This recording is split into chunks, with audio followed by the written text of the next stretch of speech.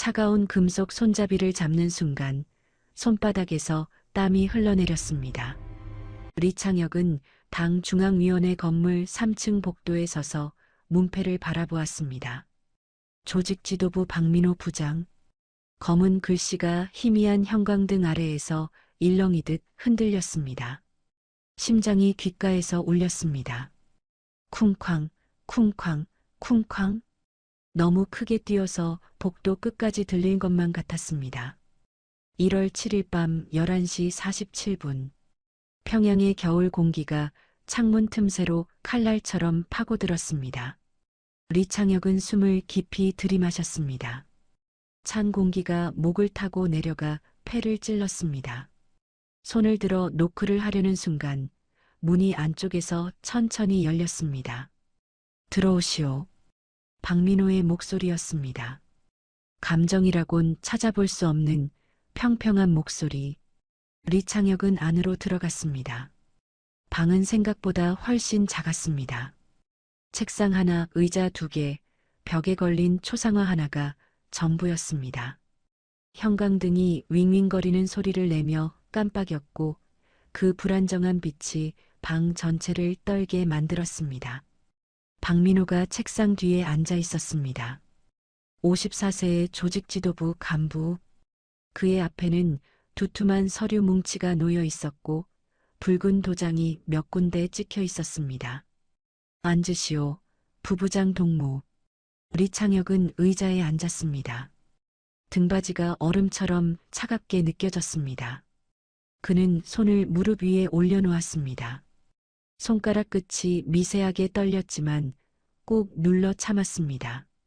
내일 행사 준비는 잘 되어가고 있습니까? 박민호가 서류를 넘기지도 않고 물었습니다. 리창혁은 목소리가 떨리지 않도록 신경 쓰며 대답했습니다. 예, 만수대의사당 준비는 완료되었습니다. 집단체조 리허설도 마무리 단계에 있습니다. 좋습니다. 박민호는 고개를 끄덕였습니다. 그리고 서류 뭉치 위에 손을 올려놓았습니다. 그의 손가락은 가늘고 길었습니다. 마치 피아노 연주자의 손처럼 우아했지만 그 손가락이 무엇을 써내려갔는지 리창혁은 알고 있었습니다. 부부장 동무, 특별한 임무를 하나 맡겨야겠습니다. 그 말이 떨어지는 순간 리창혁의 등에서 식은땀이 흘러내렸습니다. 특별한 임무. 그 단어가 의미하는 바를 이 체제에서 20년을 살아온 사람이라면 누구나 알고 있었습니다. 무엇이든 말씀하십시오. 리창혁의 목소리는 놀랍도록 침착하게 나왔습니다.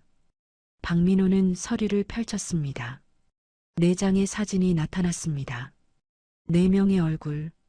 리창혁은 그들을 알아보았습니다. 고위 간부들이었습니다.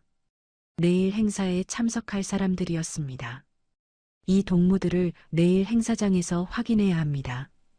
입장 시간, 좌석 위치, 동선을 정확히 기록하십시오. 박민호는 손가락으로 사진을 하나씩 짚으며 말했습니다. 리창혁은 고개를 끄덕였지만 목구멍이 메어오는 것을 느꼈습니다. 왜 이들을 확인해야 하는 겁니까? 왜 하필 내일 생일 행사 당일에? 알겠습니다. 리창혁은 대답했습니다. 질문을 해서는 안 된다는 것을 알고 있었습니다. 이 방에서 이 사람 앞에서 질문은 곧 의심이고 의심은 곧 불충이었습니다. 박민호는 서류를 닫았습니다. 그리고 리창혁을 똑바로 바라보았습니다. 그의 눈동자는 어두웠습니다. 감정이 없었습니다. 마치 인형의 눈처럼 텅 비어 있었습니다. 부부장 동무는 충성스러운 간부입니다. 그래서 이 임무를 맡기는 겁니다. 충성스럽다. 그 말이 귀에 꽂혔습니다. 칭찬처럼 들렸지만 경고처럼 느껴졌습니다. 리창혁은 침을 삼켰습니다. 목구멍이 바싹 말라 있었습니다. 감사합니다. 내일은 뜻깊은 날입니다. 모든 것이 완벽해야 합니다. 박민호가 일어섰습니다. 리창혁도 따라 일어났습니다. 면담은 끝난 것이었습니다. 그는 고개를 숙여 인사하고 문 쪽으로 걸어갔습니다. 손잡이를 잡는 순간 박민호의 목소리가 등 뒤에서 들려왔습니다. 부부장 동무 내일 행사가 끝나고 다시 만납시다. 결과 보고를 듣겠습니다. 리창혁은 대답 없이 문을 열고 나왔습니다. 복도는 텅 비어 있었습니다. 형광등만이 깜빡이며 희미한 빛을 내뿜고 있었습니다. 그는 계단을 내려갔습니다. 한 걸음, 두 걸음, 세 걸음. 다리가 떨렸지만 멈출 수 없었습니다. 건물을 나와 주차장에 섰을 때 차가운 바람이 얼굴을 때렸습니다. 1월의 평양은 얼어붙어 있었습니다. 하늘에는 별이 하나도 보이지 않았습니다. 구름이 도시 전체를 덮고 있었습니다. 리창혁은 차에 올라탔습니다. 시동을 걸었지만 출발하지 않았습니다. 그는 운전대를 잡고 앞을 바라보았습니다. 어둠만이 펼쳐져 있었습니다. 왜 저 네 사람이었을까요? 왜 하필 내일이어야 했을까요? 왜 가장 영광스러워야 할 생일날에 무언가 끔찍한 일이 벌어지려 하는 걸까요? 그리고 가장 중요한 질문. 왜 자신에게 이 임무를 맡긴 걸까요? 그 이야기를 지금부터 들려드리겠습니다. 북한 김정은의 25번째 생일, 그날 평양에서 벌어진 일을 말입니다. 영광의 축제 뒤에 감춰진 공포의 진실을 말입니다. 이 이야기가 도움이 되셨다면 구독과 좋아요 부탁드립니다. 그리고 댓글로 여러분이 계신 지역을 알려주시면 그곳으로 따뜻한 인사를 전하겠습니다.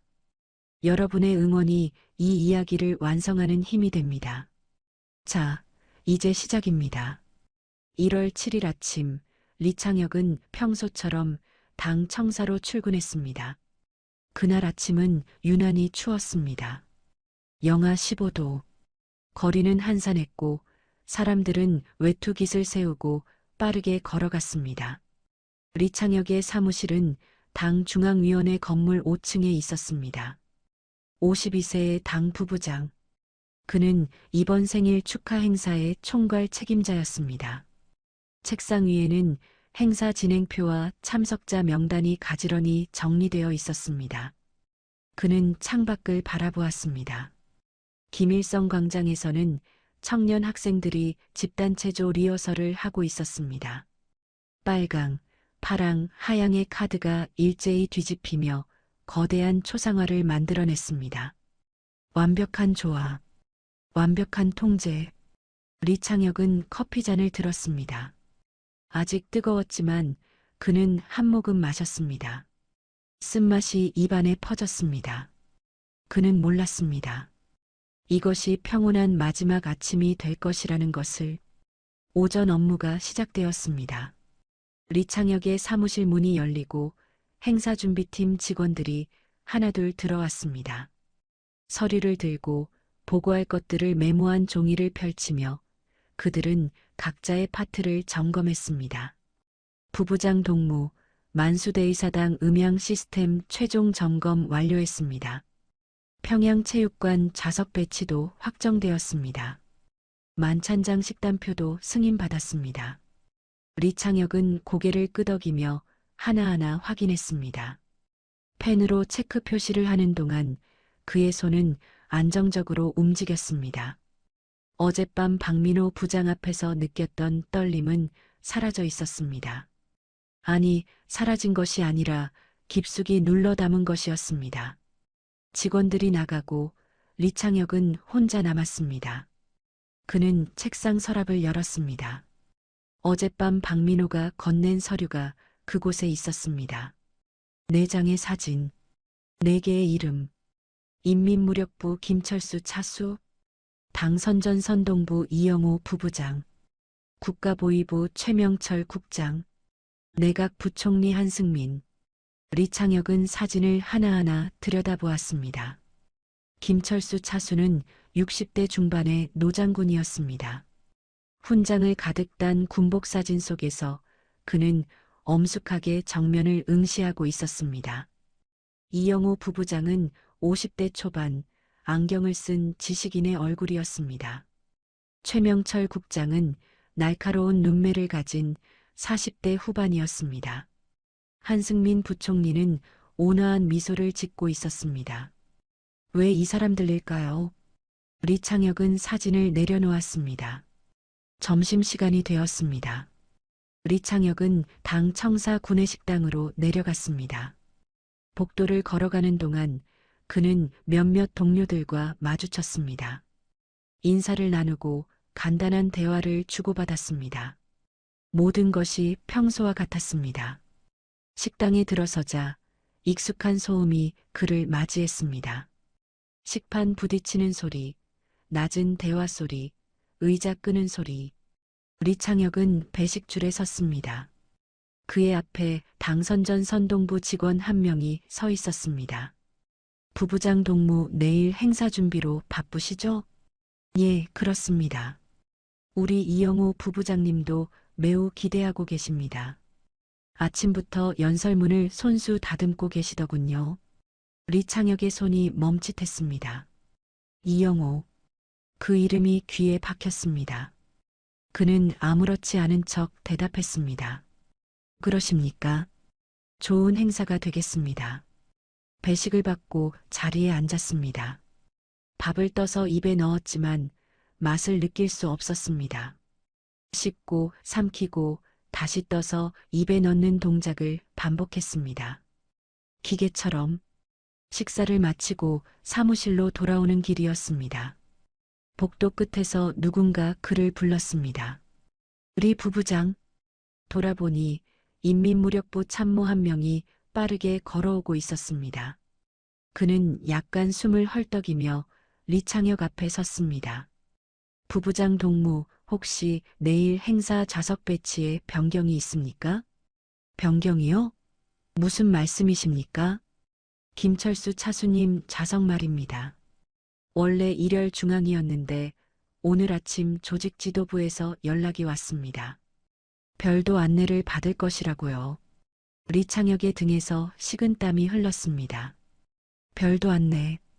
그 말이 무엇을 의미하는지 그는 알고 있었습니다. 아, 예. 그것은 특별 프로토콜입니다. 걱정하지 마십시오. 참모는 고개를 끄덕이고 돌아갔습니다. 리창혁은 그 자리에 멈춰 섰습니다. 복도는 조용했습니다. 형광등 소리만이 윙윙거렸습니다. 우연일 리 없었습니다. 사무실로 돌아와 문을 닫았습니다. 리창혁은 책상에 앉아 전화기를 바라보았습니다. 손을 뻗어 수화기를 들었다가 다시 내려놓았습니다. 누구에게 전화를 걸 수 있겠습니까? 무엇을 물어볼 수 있겠습니까? 오후 내내 그는 서류를 정리했습니다. 행사 진행표를 5번째 점검하고 참석자 명단을 6번째 검토했습니다. 4개의 이름이 그곳에 또렷하게 인쇄되어 있었습니다. 해가 기울기 시작했습니다. 창밖으로 평양의 하늘이 회색빛으로 물들어갔습니다. 리창혁은 시계를 보았습니다. 퇴근 시간이 가까워지고 있었습니다. 그때 전화벨이 울렸습니다. 리창혁은 수화기를 들었습니다. 부부장 리창혁입니다. 부부장 동무 조직지도부입니다. 박민호 부장께서 전하는 말씀입니다. 내일 아침 7시 만수대의사당 후문으로 오십시오. 최종 점검이 있겠습니다. 알겠습니다. 전화는 끊겼습니다. 리창혁은 수화기를 천천히 내려놓았습니다. 7시. 행사 시작 3시간 전. 그 시간에 무엇을 점검한다는 걸까요? 그는 서류들을 가방에 넣었습니다. 외투를 입고 사무실을 나섰습니다. 복도를 걸어 엘리베이터 앞에 섰습니다. 버튼을 누르고 기다리는 동안 옆 사무실 문이 열렸습니다. 국가보위부 연락 사무실이었습니다. 한 요원이 나와 리창혁을 보더니 잠시 멈칫했습니다. 그리고는 고개를 살짝 숙여 인사하고 지나갔습니다. 엘리베이터가 도착했습니다. 리창혁은 안으로 들어갔습니다. 문이 닫히기 직전 그는 복도 끝을 보았습니다. 조직 지도부가 있는 3층으로 올라가는 계단. 그곳에 누군가 서 있었습니다.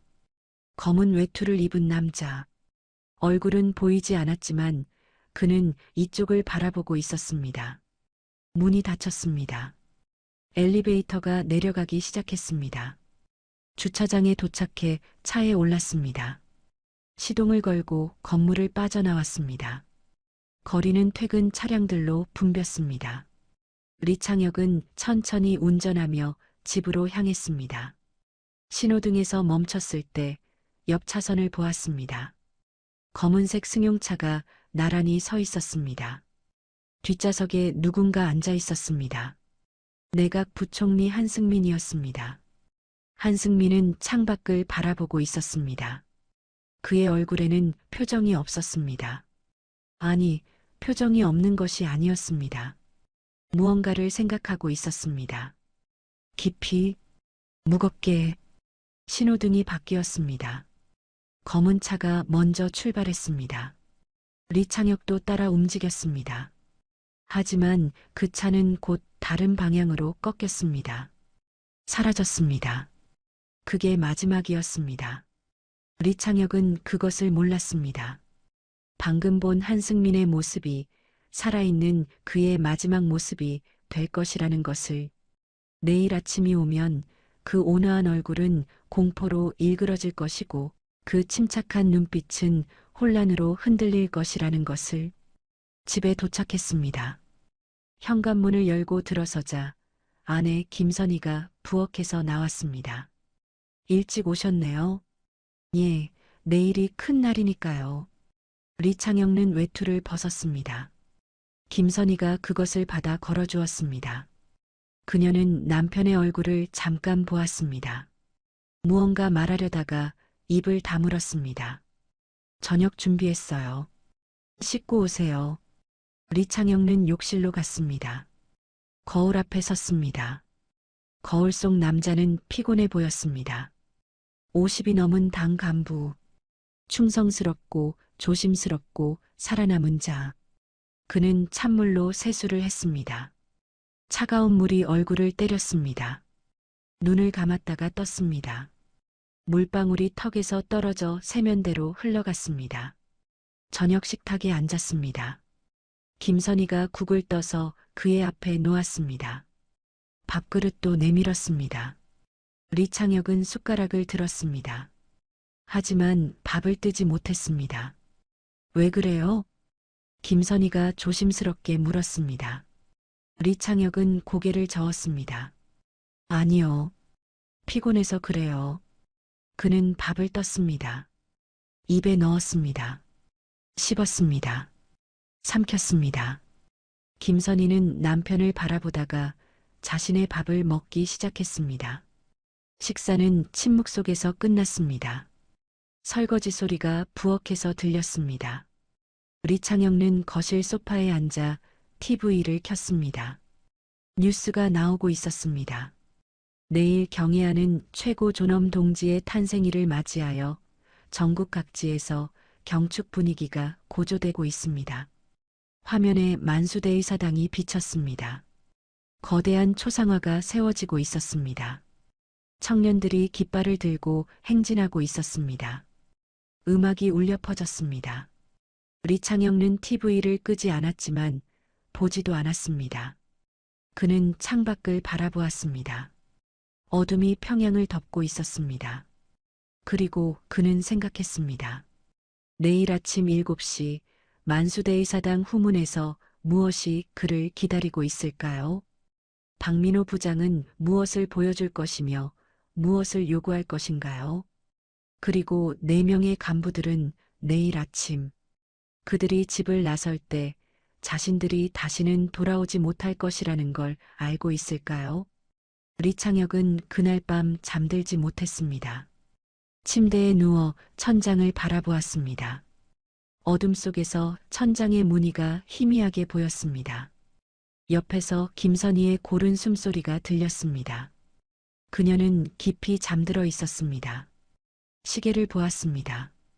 새벽 2시, 5시간 후면 만수대의 사당으로 가야 했습니다. 리창혁은 눈을 감았습니다. 하지만 눈을 감으면 네 개의 얼굴이 떠올랐습니다. 김철수, 이영호, 최명철, 한승민. 그들의 사진 속 얼굴이 어둠 속에서 일렁였습니다. 새벽 3시 창밖에서 차 소리가 들렸습니다. 리창혁은 벌떡 일어나 창가로 갔습니다. 커튼을 살짝 걷고 아래를 내려다보았습니다. 검은색 승용차 한 대가 천천히 골목을 지나가고 있었습니다. 헤드라이트가 꺼져 있었습니다. 차는 소리 없이 움직이다가 모퉁이를 돌아 사라졌습니다. 우연일 리 없었습니다. 리창혁은 커튼을 다시 닫았습니다. 심장이 빠르게 뛰었습니다. 손바닥에 땀이 배었습니다. 그는 침대로 돌아가지 않았습니다. 거실로 나와 소파에 앉았습니다. 어둠 속에서 혼자. 새벽 4시 전화벨이 울렸습니다. 너무 조용한 집안에서 그 소리는 폭발음처럼 크게 들렸습니다. 리창혁은 재빨리 수화기를 들었습니다. 김선희가 깨지 않도록. 여보세요. 부부장 동무. 박민호의 목소리였습니다. 새벽 4시에 리창혁의 등에서 식은땀이 흘렀습니다. 예, 말씀하십시오. 지금 당장 만수대 의사당으로 오십시오. 계획이 변경되었습니다. 알겠습니다. 전화는 끊겼습니다. 리창혁은 수화기를 내려놓고 잠시 그대로 앉아 있었습니다. 지금 당장. 계획 변경. 그 말들이 귓가에서 맴돌았습니다. 그는 일어나 옷을 입었습니다.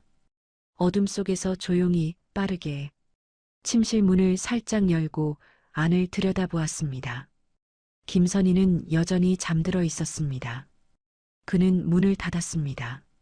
현관에서 외투를 입고 신발을 신었습니다. 문을 열었습니다. 복도는 텅 비어 있었습니다. 계단을 내려가는 동안 발소리만이 메아리 쳤습니다. 건물 밖으로 나왔습니다. 새벽 공기가 얼굴을 찔렀습니다. 영하의 추위. 숨을 쉴 때마다 하얀 김이 피어올랐습니다. 차에 시동을 걸었습니다. 엔진 소리가 고요한 새벽을 깼습니다. 리창혁은 핸들을 잡고 출발했습니다. 거리는 완전히 비어 있었습니다. 신호등만이 빨강과 초록을 반복하며 무의미하게 깜빡였습니다. 만수대의 사당까지는 차로 20분 거리였습니다. 하지만 리창혁은 천천히 운전했습니다. 마치 그곳에 도착하는 것을 미루고 싶은 것처럼. 대동강을 건너는 다리 위에서 그는 강물을 내려다보았습니다. 검은 물이 얼어붙은 채 흐르지 않고 있었습니다. 겨울의 강, 죽어 있는 것처럼 보이지만 봄이 오면 다시 흐를 강. 하지만 어떤 것들은 봄이 와도 돌아오지 않습니다. 의사당이 보이기 시작했습니다. 거대한 건물이 어둠 속에서 윤곽을 드러냈습니다. 정문에는 경비가 서 있었지만 리창혁은 후문으로 돌아갔습니다. 박민호가 지시한 곳. 후문 앞에 차를 세웠습니다. 불이 꺼진 창문들, 닫힌 문, 아무도 없는 것처럼 보였습니다. 하지만 리창혁은 알고 있었습니다. 누군가 그를 지켜보고 있다는 것을. 차에서 내렸습니다. 후문으로 걸어갔습니다. 문이 잠겨 있지 않았습니다. 손잡이를 돌리자 문이 천천히 열렸습니다. 삐걱거리는 소리가 새벽의 정적을 찢었습니다. 안으로 들어갔습니다. 복도는 어두웠습니다. 비상등만이 희미하게 켜져 있었습니다. 리창혁의 발소리가 울렸습니다. 한 걸음, 두 걸음. 그는 멈춰 섰습니다. 복도 끝에서 빛이 새어나오고 있었습니다. 어느 방에서. 리창혁은 그쪽으로 걸어갔습니다. 가까이 다가갈수록 목소리가 들렸습니다. 낮은 목소리. 여러 명. 문 앞에 섰습니다. 손을 들어 노크하려는 순간 문이 열렸습니다. 박민호가 서 있었습니다. 그의 뒤로 방 안이 보였습니다. 탁자 하나, 의자 여러 개. 그리고 5명의 보이부 요원들이 서 있었습니다. 검은 외투를 입고 표정 없는 얼굴로 들어오시오, 부부장 동무. 리창혁은 안으로 들어갔습니다. 문이 닫혔습니다. 잠금 장치가 찰칵 소리를 냈습니다. 박민호는 탁자 위에 놓인 서류를 가리켰습니다. 리창혁이 가까이 다가가 보니 그것은 의사당 내부 평면도였습니다. 빨간 펜으로 몇 군데 표시가 되어 있었습니다. 대상자들은 행사 시작 30분 전에 도착할 것입니다. 박민호가 평면도의 입구 부분을 짚으며 말했습니다. 귀빈 대기실로 안내됩니다. 여기입니다. 그의 손가락이 복도 한쪽 끝의 방을 가리켰습니다. 리창혁은 그 위치를 보았습니다. 본관에서 떨어진 구석진 곳. 대기실에서 그들을 확보합니다. 조용히 신속히. 부부장 동무는 입구에서 확인만 하면 됩니다. 대상자가 도착하면 이 요원들에게 신호를 보내십시오. 박민호는 보이부 요원들을 바라보았습니다. 그들은 고개를 끄덕였습니다. 신호는 간단합니다. 손목시계를 보는 척하면 됩니다. 그러면 요원들이 움직입니다. 리창혁은 자신의 손목시계를 내려다보았습니다. 평범한 시계.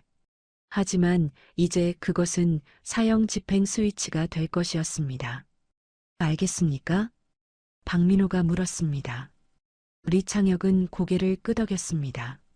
목소리가 나오지 않았습니다. 좋습니다. 행사 시작은 오전 10시입니다.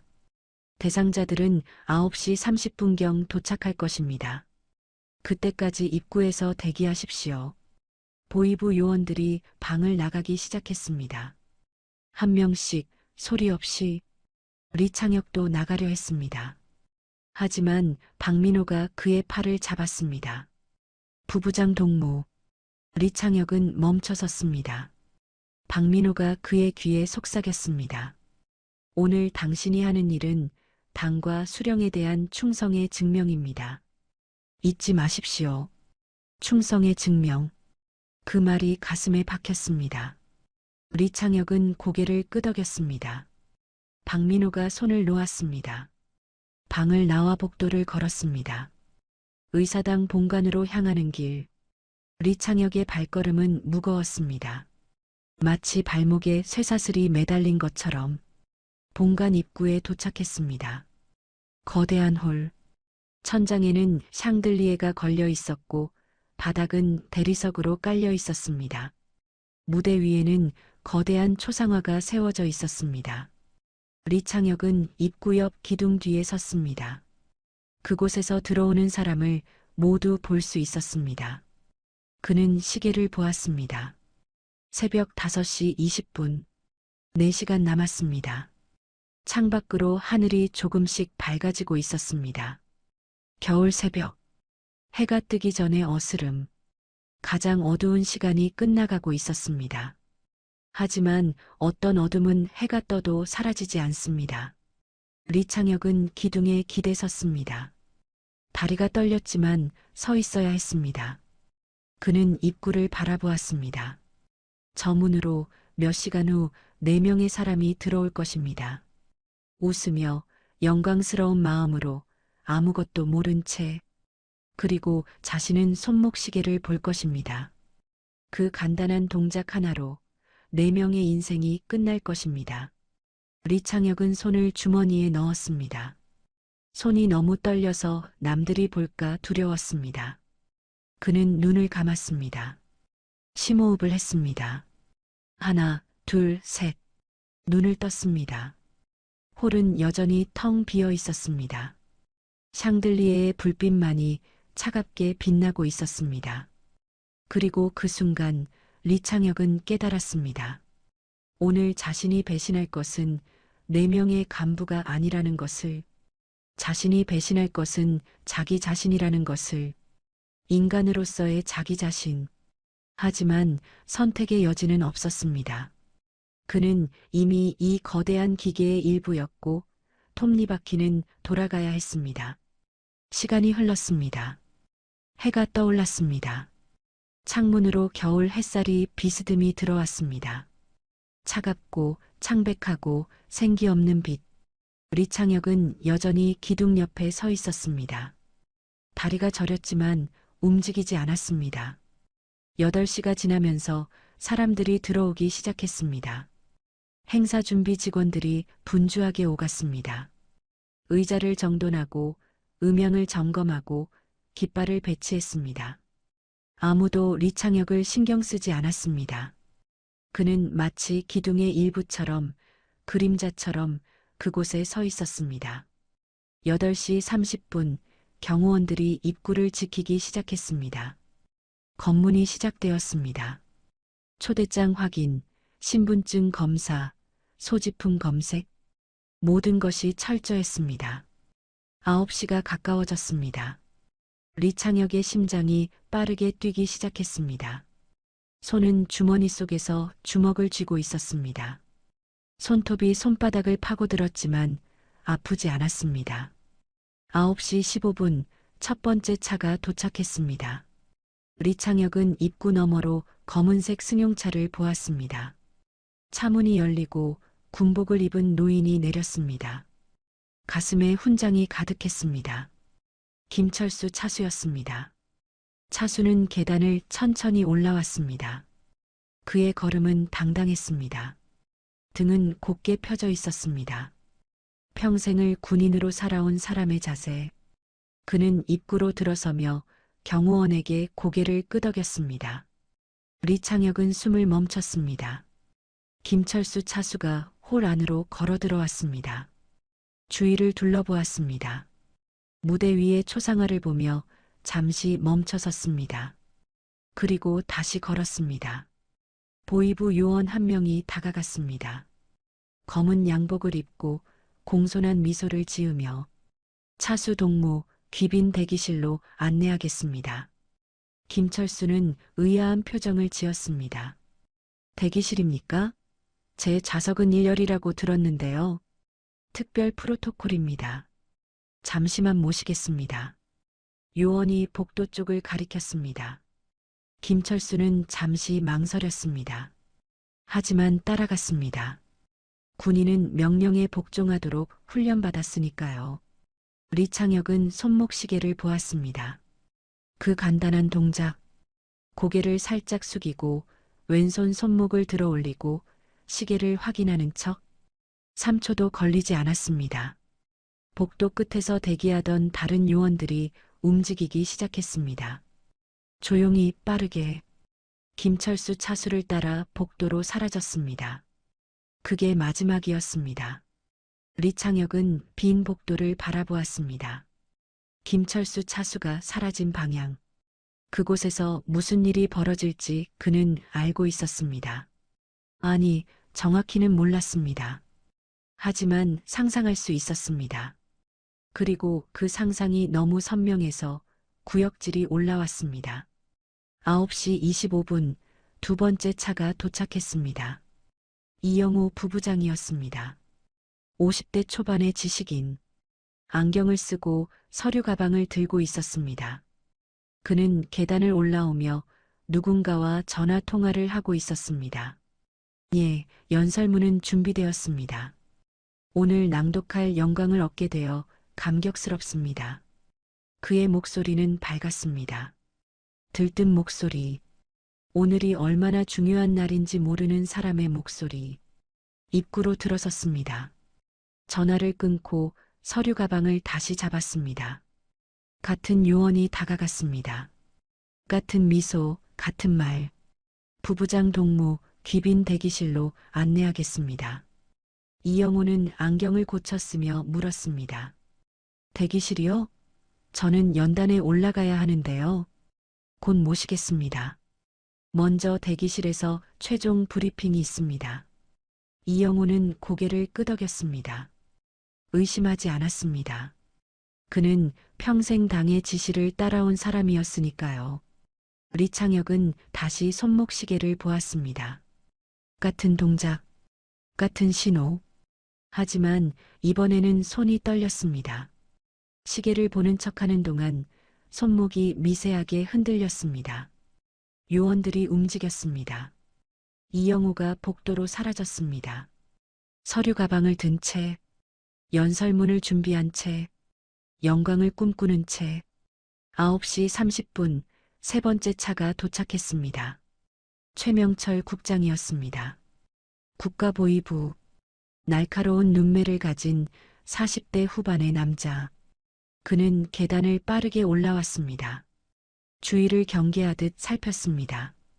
보위부 사람답게 입구에서 멈춰 섰습니다. 경호원을 바라보았습니다. 초대장을 확인하는 경호원의 손을 주시했습니다. 모든 것을 의심하는 눈빛.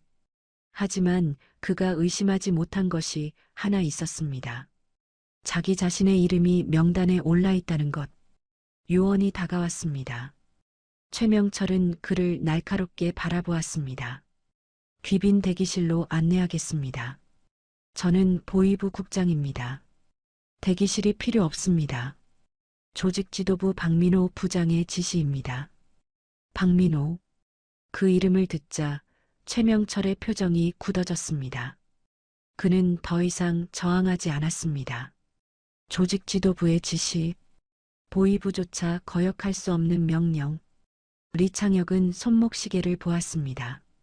이번에는 손이 떨리지 않았습니다. 세 번째였으니까요. 익숙해진 것이었습니다. 아니, 무뎌진 것이었습니다. 최명철이 복도로 사라졌습니다. 그의 뒷모습은 긴장해 있었습니다. 어깨가 굳어 있었습니다. 마치 무언가를 예감한 것처럼 9시 35분 네 번째 차가 도착했습니다. 한승민 부총리였습니다. 온화한 얼굴의 50대 중반 남자. 리창혁은 그를 개인적으로 알고 있었습니다. 10년 전 같은 프로젝트에서 일한 적이 있었습니다. 그때 한승민은 친절했습니다. 농담도 했고 식사도 같이 했습니다. 한승민이 계단을 올라왔습니다. 그는 홀 안으로 들어서며 주위를 둘러보았습니다. 그리고 리창혁을 보았습니다. 눈이 마주쳤습니다. 한승민의 얼굴에 미소가 떠올랐습니다. 반가운 미소. 그는 리창혁 쪽으로 걸어왔습니다. 리 부부장, 여기 계셨군요. 행사 준비로 수고가 많으시죠? 리창혁의 목구멍이 메었습니다. 목소리가 나오지 않았습니다. 그는 고개만 끄덕였습니다. 오늘은 정말 뜻깊은 날입니다. 우리 모두 감격스럽지 않습니까? 우연일 리 없었습니다.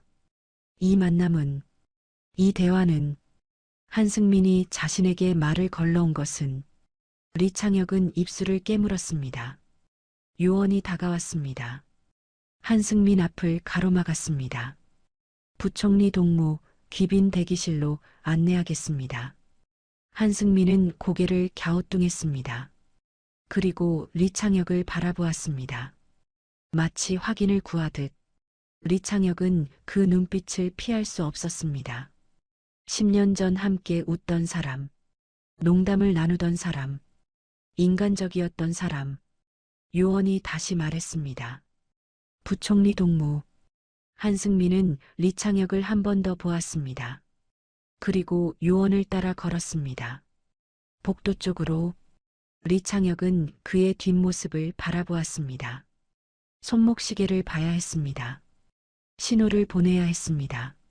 하지만 손이 움직이지 않았습니다. 주머니 속에서 주먹을 쥔 채 얼어붙어 있었습니다. 한승민이 복도 입구에 거의 다다랐습니다. 요원이 뒤를 돌아보았습니다. 리창혁을 바라보았습니다. 눈빛이 날카로웠습니다. 왜 신호를 보내지 않느냐는 눈빛. 리창혁은 숨을 깊이 들이마셨습니다. 손을 주머니에서 꺼냈습니다. 손목을 들어 올렸습니다.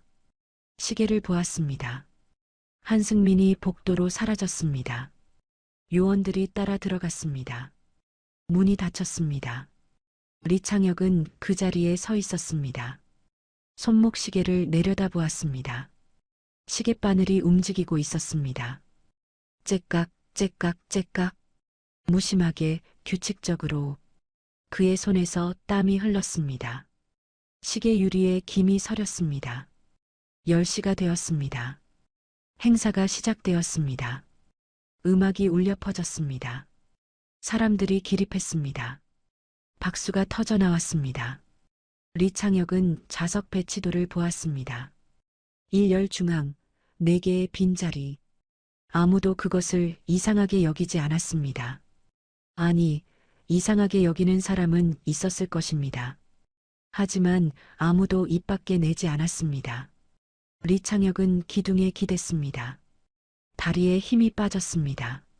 숨이 가빠졌습니다. 그는 눈을 감았습니다. 그리고 그 순간 복도 끝에서 소리가 들렸습니다. 작고 짧고 단 한 번의 소리.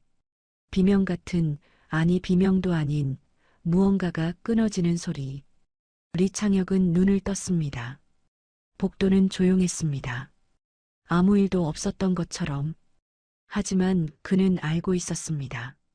이제 모든 것이 돌이킬 수 없게 되었다는 것을, 그리고 자신도 더 이상 예전의 자신이 아니라는 것을. 행사가 계속되었습니다. 무대 위에서 연설이 이어졌습니다. 충성의 맹세, 감격의 찬양, 영원한 헌신. 단어들이 확성기를 통해 울려 퍼졌습니다. 객석에서는 박수가 터졌습니다. 1000명이 넘는 사람들이 일제히 손을 마주쳤습니다. 리창혁은 홀 뒤편으로 걸어갔습니다. 벽에 기대섰습니다. 다리가 후들거렸습니다. 무대의 불빛이 너무 밝았습니다. 눈을 감고 싶었지만 감을 수 없었습니다. 집단체 조단이 입장했습니다. 수백 명의 청년들이 카드를 들고 움직였습니다. 빨강, 파랑, 하양. 거대한 초상화가 만들어졌습니다. 사람들이 환호했습니다. 리창혁은 시계를 보았습니다. 10시 30분. 행사 시작 30분이 지났습니다. 복도 끝 귀빈 대기실에서는 지금 무슨 일이 벌어지고 있을까요? 그의 머릿속에 한승민의 얼굴이 떠올랐습니다. 10년 전의 기억. 함께 식사하던 날. 한승민이 농담을 했습니다. 리창혁이 웃었습니다. 평범한 순간이었습니다. 인간적인 순간이었습니다. 그게 마지막이었습니다. 마지막 인간적인 기억. 이제 남은 것은 복도로 사라지는 뒷모습뿐이었습니다. 행사장 측면 문이 열렸습니다. 박민호가 들어왔습니다. 그는 조용히 리창혁에게 다가왔습니다. 검은 양복, 무표정한 얼굴. 그는 리창혁 옆에 섰습니다. 수고하셨습니다. 부부장 동무. 낮은 목소리였습니다. 무대의 음악과 박수 소리에 묻혀 아무도 들을 수 없는 목소리. 리창혁은 고개를 끄덕였습니다. 말이 나오지 않았습니다. 입안이 바짝 말라 있었습니다. 4명 모두 확보되었습니다. 계획대로 진행되고 있습니다.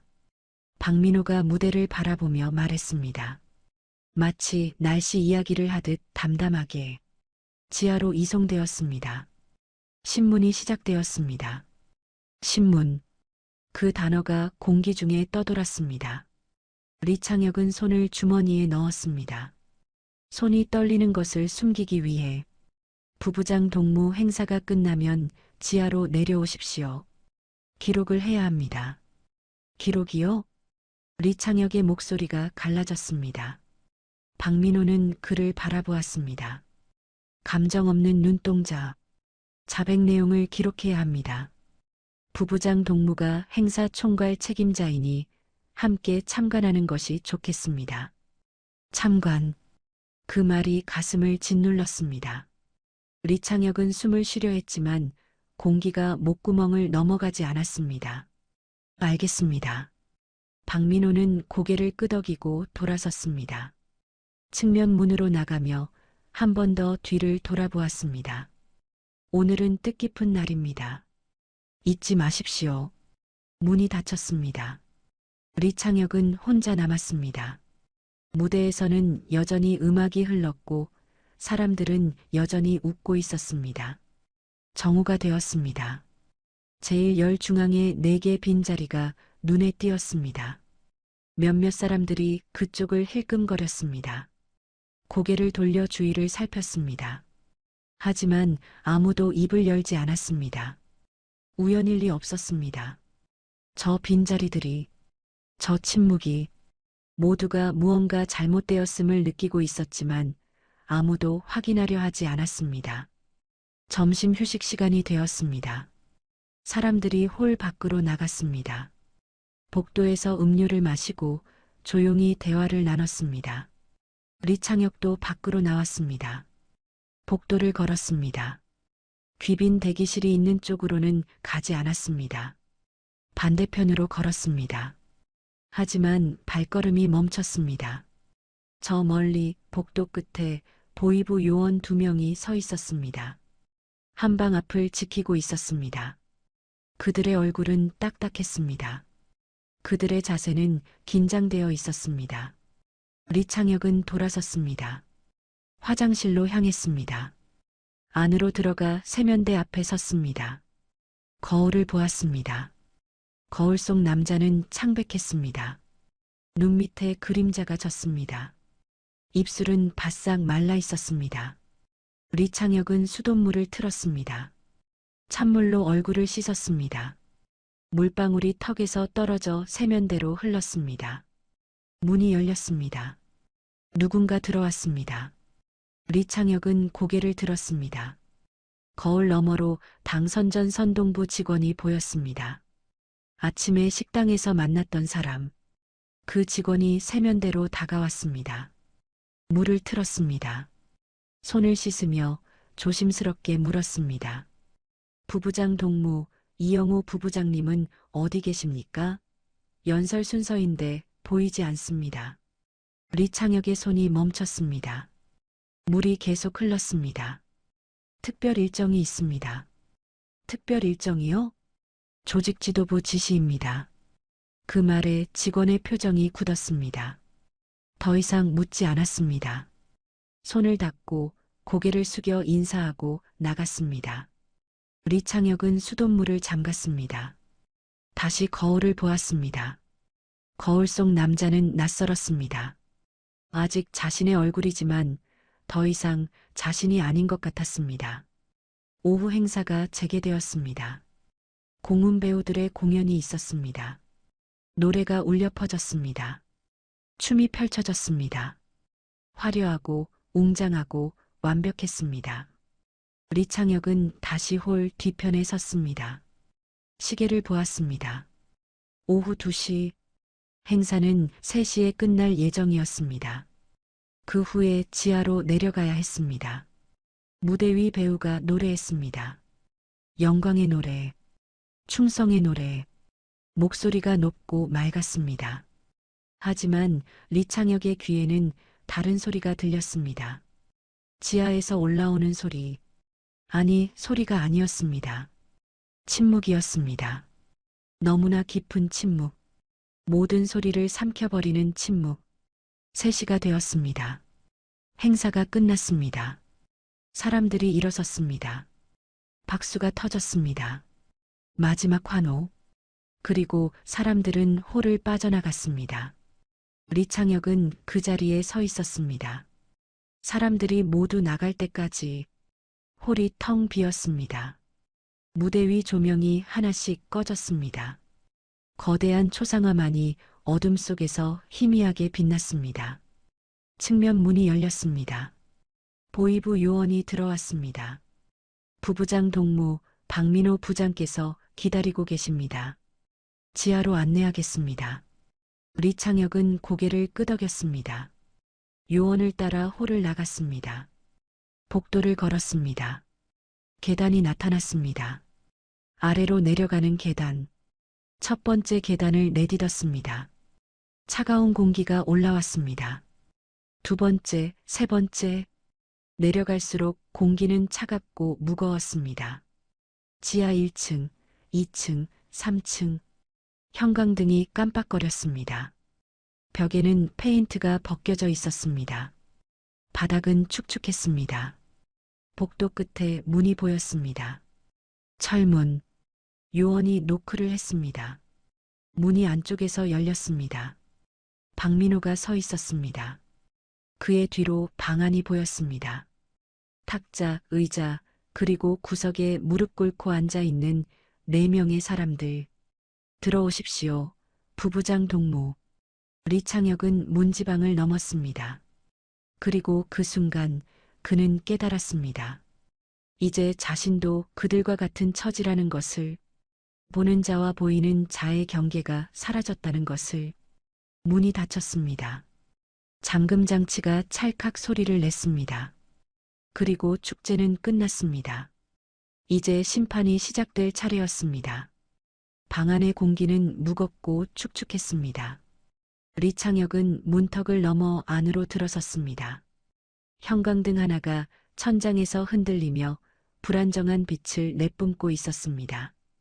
그 빛 아래 4명의 사람이 무릎을 꿇고 앉아 있었습니다. 김철수 차수의 군복은 훈장이 모두 뜯겨나가 있었습니다. 어깨의 계급장도 사라졌습니다.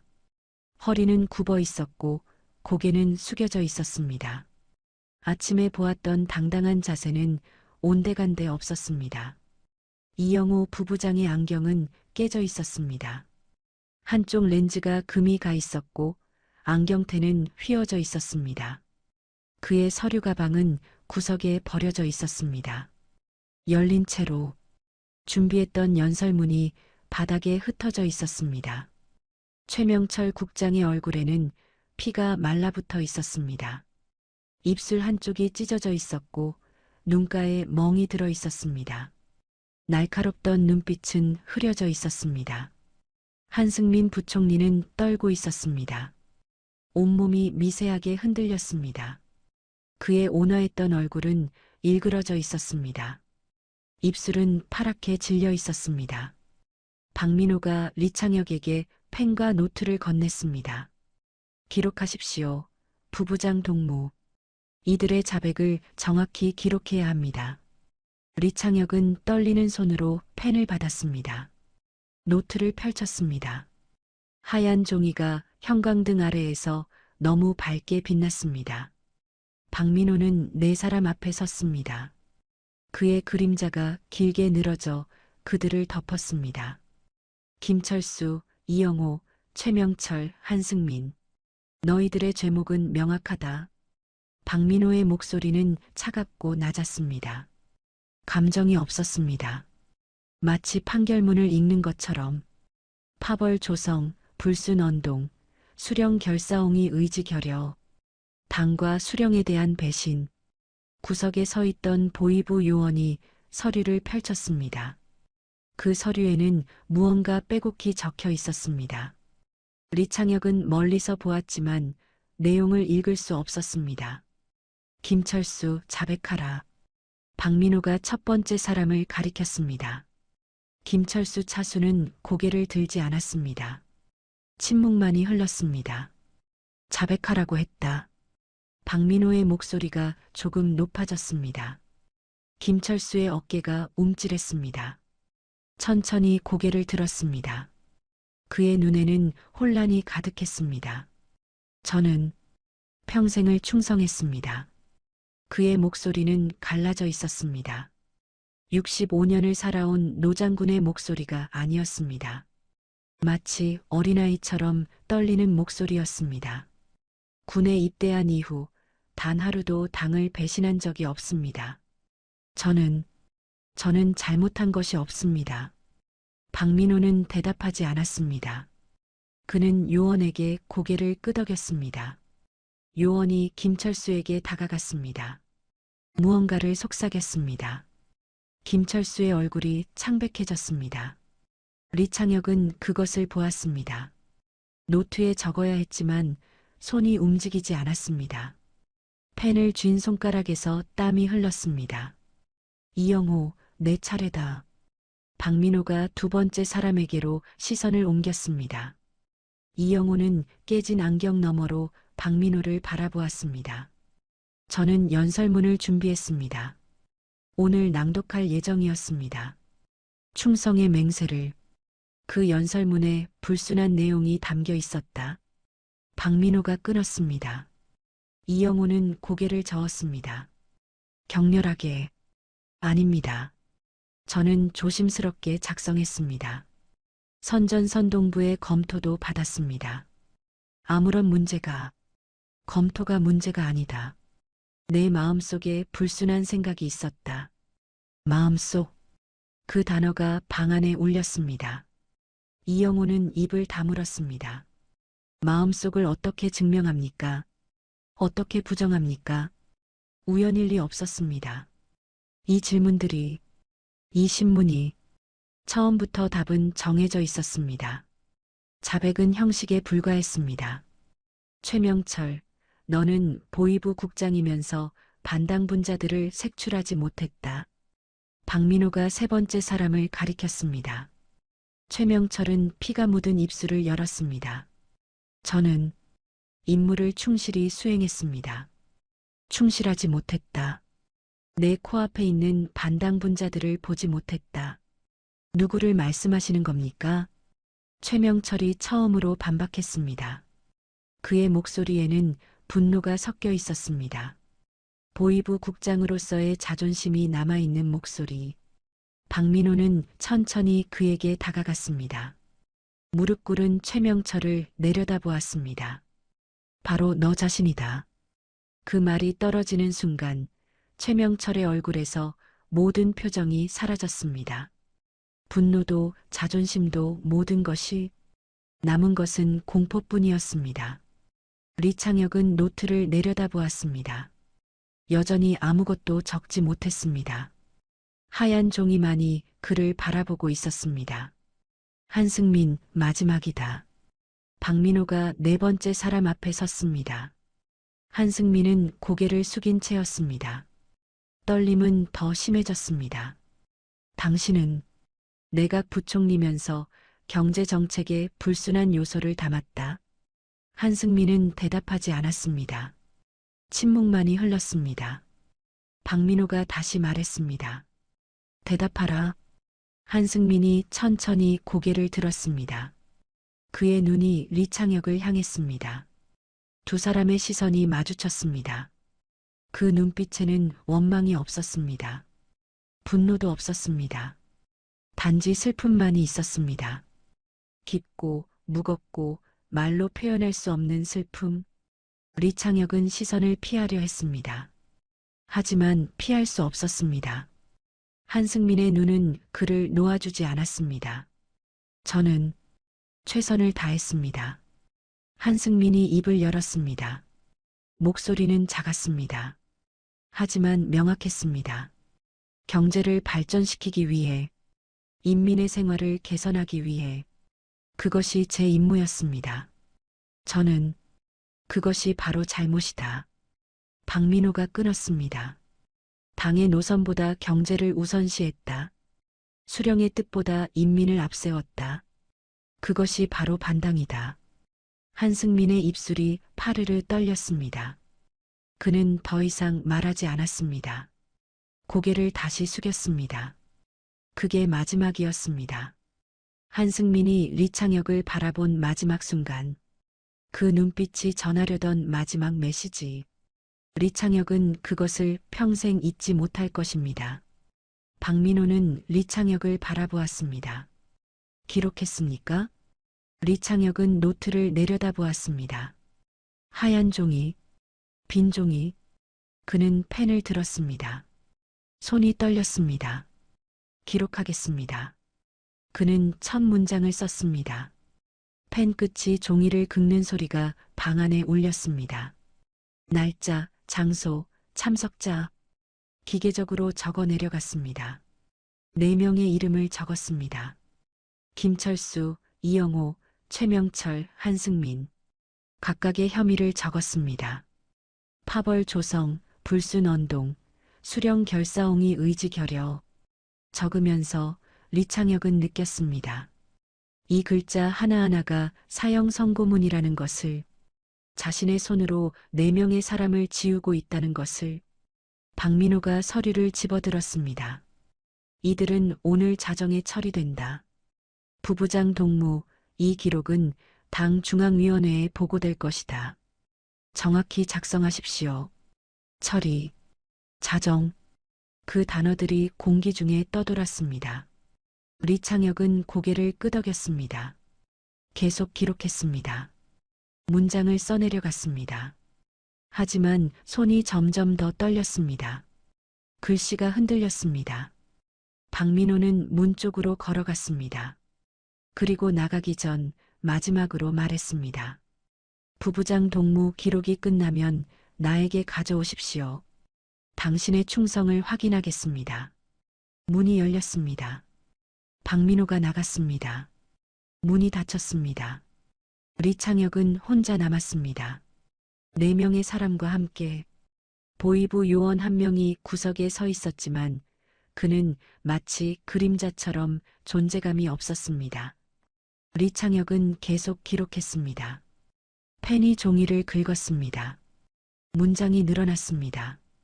페이지가 넘어갔습니다. 그리고 그는 깨달았습니다.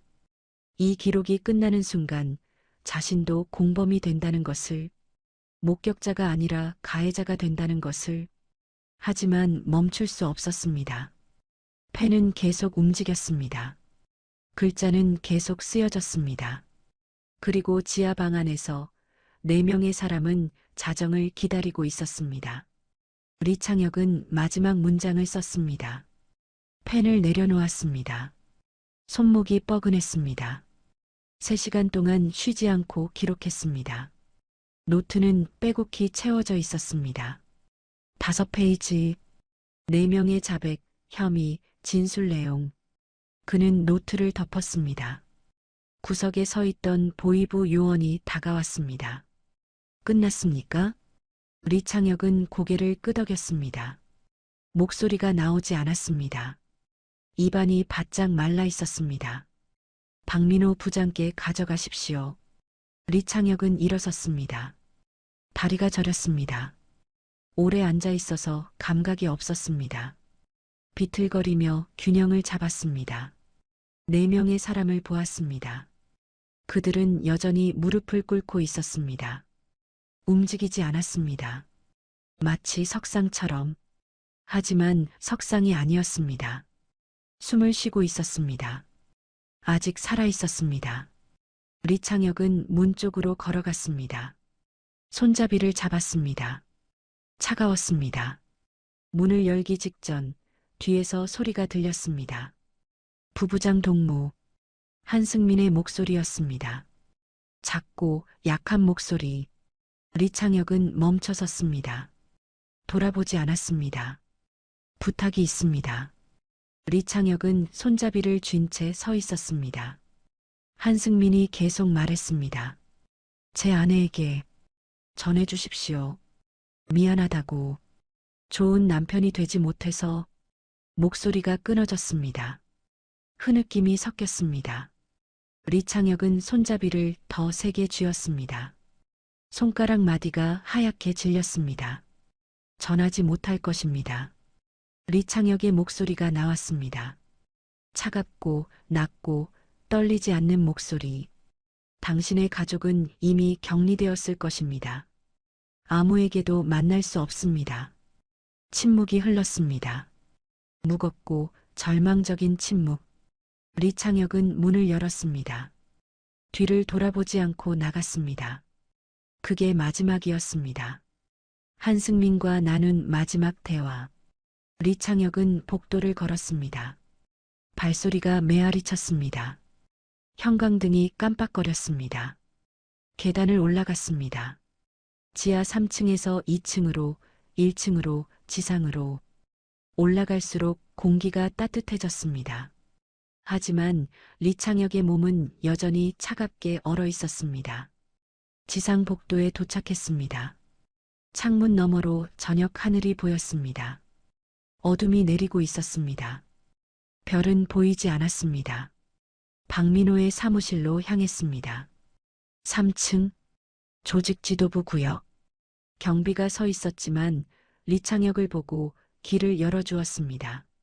문 앞에 섰습니다. 노크를 했습니다. 안에서 목소리가 들렸습니다. 들어오시오. 문을 열었습니다. 박민호가 책상에 앉아 서류를 보고 있었습니다. 책상 위에는 붉은 도장이 놓여 있었습니다. 기록을 가져왔습니까? 리창혁은 노트를 내밀었습니다. 박민호가 받아 펼쳤습니다. 천천히 읽기 시작했습니다. 한 페이지, 두 페이지. 그의 표정은 변하지 않았습니다. 리창혁은 서 있었습니다. 기다리는 동안 등에서 땀이 흘렀습니다. 외투를 입고 있었지만 오히려 더 춥게 느껴졌습니다. 박민호가 마지막 페이지를 넘겼습니다. 노트를 닫았습니다. 고개를 들어 리창혁을 바라보았습니다. 잘 기록했습니다. 정확하고 상세합니다. 그는 펜을 들어 노트 마지막 페이지에 무언가를 썼습니다. 서명이었습니다. 그리고 붉은 도장을 찍었습니다. 둥근 도장이 종이에 박혔습니다. 부부장 동무도 서명하십시오. 리창혁의 심장이 멈췄습니다. 서명. 그것은 공범이 된다는 의미였습니다. 목격자가 아니라 참여자가 된다는 의미였습니다. 여기입니다. 박민호가 펜을 내밀었습니다. 리창혁은 손을 뻗었습니다. 손이 떨렸습니다. 펜을 받아들었습니다. 노트를 내려다보았습니다. 박민호의 서명 옆에 빈 칸이 있었습니다. 그곳에 자신의 이름을 써야 했습니다. 펜 끝을 종이에 댔습니다. 잉크가 번졌습니다. 첫 글자를 썼습니다. 리. 두 번째 글자. 창. 세 번째 글자. 혁. 서명을 마쳤습니다. 펜을 내려놓았습니다. 박민호가 노트를 가져갔습니다. 이제 부부장 동무도 이 일의 일부입니다. 잊지 마십시오. 일부. 그 단어가 가슴을 찔렀습니다. 리창혁은 고개를 끄덕였습니다. 집에 가서 쉬십시오. 내일 아침 결과 보고가 있을 것입니다. 내일 아침. 그때쯤이면 4명은 이미 사라진 뒤일 것입니다. 리창혁은 사무실을 나왔습니다. 복도를 걸었습니다. 엘리베이터를 탔습니다. 1층으로 내려갔습니다. 건물을 빠져나왔습니다. 주차장에서 차에 올랐습니다. 시동을 걸었습니다. 하지만 출발하지 않았습니다. 운전대를 잡은 채 그는 앞을 바라보았습니다. 어둠만이 펼쳐져 있었습니다. 시계를 보았습니다. 저녁 8시. 자정까지 4시간 남았습니다. 우연일 리 없었습니다. 저 시간이, 자정이라는 시간이, 생일이 끝나는 순간, 새로운 날이 시작되기 직전, 모든 것이 계산되어 있었습니다. 차를 출발시켰습니다.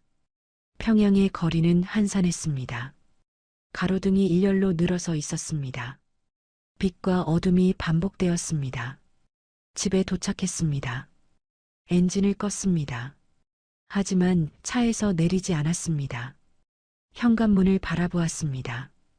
불이 켜져 있었습니다. 김선희가 기다리고 있을 것입니다. 어떻게 들어가야 할까요? 무슨 얼굴로 아내를 마주해야 할까요? 리창혁은 차문을 열었습니다. 차가운 공기가 얼굴을 때렸습니다. 내려서 현관으로 걸어갔습니다. 계단을 올랐습니다. 문 앞에 섰습니다. 열쇠를 꺼냈습니다. 손이 떨렸습니다. 열쇠 구멍을 3번 시도한 끝에 문을 열었습니다. 김선희가 거실에서 나왔습니다. 앞치마를 두르고 있었습니다. 저녁을 준비하고 있었던 것입니다. 그녀는 남편을 보자마자 멈춰 섰습니다. 당신. 리창혁은 외투를 벗었습니다. 걸었습니다. 신발을 벗었습니다. 정리했습니다. 모든 동작이 느리고 무거웠습니다. 김선희가 다가왔습니다. 남편의 얼굴을 가까이서 보았습니다. 그녀의 눈이 커졌습니다. 손을 뻗어 남편의 팔을 잡았습니다. 무슨 일이 있었어요? 리창혁은 대답하지 않았습니다. 거실로 걸어가 소파에 앉았습니다. 두 손으로 얼굴을 감쌌습니다. 김선희가 옆에 앉았습니다. 남편의 등에 손을 올렸습니다. 말해봐요. 무슨 일인지. 저는 오늘 리창혁의 목소리가 떨렸습니다. 문장을 완성할 수 없었습니다. 김선희는 기다렸습니다. 조용히 인내심 있게 4명이 사라졌습니다. 오늘 행사에서 김선희의 손이 경직되었습니다. 그리고 저는 기록했습니다. 서명했습니다. 이제 저도 그들과 같습니다. 무슨 말이에요? 리창혁은 고개를 들었습니다. 아내를 바라보았습니다. 그의 눈은 붉어져 있었습니다. 저는 공범입니다. 4명의 사람을 죽음으로 보낸 공범. 제가 신호를 보냈고, 제가 기록했고, 제가 서명했습니다. 김선희는 숨을 들이마셨습니다. 손이 떨렸습니다. 하지만 남편의 등에서 손을 떼지 않았습니다. 당신은 선택의 여지가 없었어요. 선택의 여지가 없었다는 것이 변명이 됩니까? 리창혁의 목소리가 높아졌습니다. 김선희는 움찔했습니다. 그는 다시 목소리를 낮췄습니다. 저는 오늘 인간이기를 포기했습니다. 기계의 부품이 되었습니다. 그리고 그것을 선택한 것은 바로 저 자신입니다. 침묵이 흘렀습니다. 벽시계 소리만이 방 안을 채웠습니다. 째깍, 째깍, 째깍. 김선희가 조용히 물었습니다. 그들은 언제? 자정입니다. 그럼 아직 시간이 있네요. 리창혁은 아내를 바라보았습니다. 김선희는 남편의 눈을 똑바로 바라보았습니다. 당신이 할 수 있는 일은 없나요? 없습니다. 이미 모든 것이 결정되었습니다. 정말로요? 정말로 아무것도? 그 질문이 공기 중에 떠돌았습니다. 리창혁은 대답하지 못했습니다. 왜냐하면 알고 있었기 때문입니다. 한 가지 방법이 있다는 것을, 위험하고 무모하고 아마도 자신도 죽을 수 있는 방법이. 하지만 그것을 선택한다면 김선희도 위험해질 것입니다. 가족 전체가 연좌제로 처벌받을 것입니다. 리창혁은 고개를 저었습니다. 아무것도 할 수 없습니다. 그리고 그 순간 그는 결정을 내린 것입니다. 살아남는 쪽을, 비겁한 쪽을. 시계가 9시를 가리켰습니다. 자정까지 3시간 남았습니다. 그리고 어딘가 지하방에서 4명의 사람은 마지막 시간을 세고 있었습니다. 리창혁은 저녁 식사를 할 수 없었습니다. 김선희가 차려놓은 밥상 앞에 앉았지만 숟가락을 들 수 없었습니다. 밥그릇을 바라보았습니다. 국그릇을 바라보았습니다. 모든 것이 흐릿하게 보였습니다. 한 숟가락이라도 드세요. 김선희가 조용히 말했습니다. 리창혁은 고개를 저었습니다. 목구멍이 막힌 것 같았습니다. 아무것도 넘어가지 않을 것 같았습니다. 시계를 보았습니다. 밤 9시 30분. 2시간 반 남았습니다. 김선희는 자신도 밥을 먹지 않았습니다. 남편의 맞은편에 앉아 그를 바라보았습니다. 그녀의 눈에는 걱정이 가득했습니다. 하지만 무엇을 더 물어야 할지 알지 못했습니다. 전화벨이 울렸습니다. 2 사람 모두 얼어붙었습니다. 전화벨 소리가 방 안을 채웠습니다. 따르릉, 따르릉. 리창혁은 전화기를 바라보았습니다. 벽에 걸린 검은 전화기. 3번째 벨이 울렸습니다. 리창혁은 일어났습니다. 천천히 전화기로 걸어갔습니다. 수화기를 들었습니다. 여보세요. 부부장 동무. 박민호의 목소리였습니다. 리창혁의 등에서 식은땀이 흘렀습니다.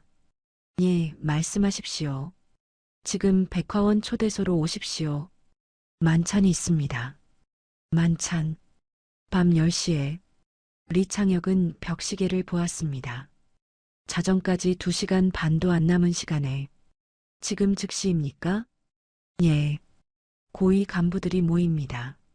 부부장 동무도 참석해야 합니다. 전화가 끊겼습니다. 리창혁은 수화기를 든 채 서 있었습니다. 김선희가 식탁에서 일어났습니다. 누구예요? 조직 지도부입니다. 만찬에 가야 합니다. 지금요? 이 시간에? 리창혁은 수화기를 내려놓았습니다. 외투를 입었습니다. 손이 떨려 단추를 잠그는데 시간이 걸렸습니다. 김선희가 남편에게 다가왔습니다. 그의 손을 잡았습니다. 차가웠습니다. 얼음처럼. 조심하세요. 리창혁은 고개를 끄덕였습니다. 아내의 손을 놓았습니다. 현관으로 나갔습니다. 문을 닫았습니다. 그게 마지막이었습니다. 아내와 나눈 마지막 평화로운 순간, 리창혁은 계단을 내려갔습니다. 차에 올랐습니다. 시동을 걸었습니다.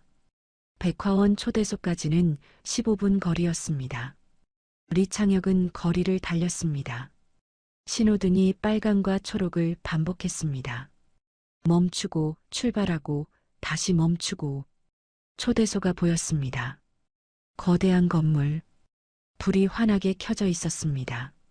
정문 앞에 검은색 승용차들이 줄지어 서 있었습니다. 리창혁은 차를 세웠습니다. 내렸습니다. 계단을 올라갔습니다. 경비가 문을 열어주었습니다. 안으로 들어갔습니다. 복도는 길고 화려했습니다.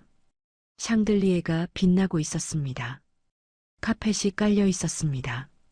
발소리가 묻혔습니다. 대연회장 문이 보였습니다. 리창혁은 멈춰 섰습니다. 심호흡을 했습니다. 문을 열었습니다. 안에는 이미 30여 명의 간부들이 모여 있었습니다. 당 중앙위원회, 인민무력부, 국가보위부, 내각, 모두 고위 간부들이었습니다. 그들은 삼삼오오 모여 조용히 대화하고 있었습니다. 리창혁이 들어서자 몇몇이 그를 바라보았습니다. 고개를 끄덕이며 인사했습니다. 리창혁도 답례했습니다. 방 한쪽 끝에 박민호가 서 있었습니다. 그는 리창혁을 보고 손짓했습니다. 오라는 신호. 리창혁은 사람들 사이를 지나 박민호에게 갔습니다. 박민호는 미소를 지었습니다. 표정 없는 얼굴에 떠오른 미소. 어색하고 차갑고 진심이 없는 미소. 오셨군요. 부부장 동무. 좋은 자리를 준비했습니다. 박민호가 탁자를 가리켰습니다. 긴 탁자가 방 중앙에 놓여 있었습니다. 음식이 가득 차려져 있었습니다. 산해진미. 하지만 아무도 손을 대지 않았습니다. 앉으십시오. 리창혁은 지정된 자리에 앉았습니다. 탁자 중간쯤 옆자리에 다른 간부가 앉았습니다. 인민무력부 참모였습니다. 그는 리창혁을 보고 짧게 인사했습니다. 사람들이 하나둘 자리에 앉았습니다.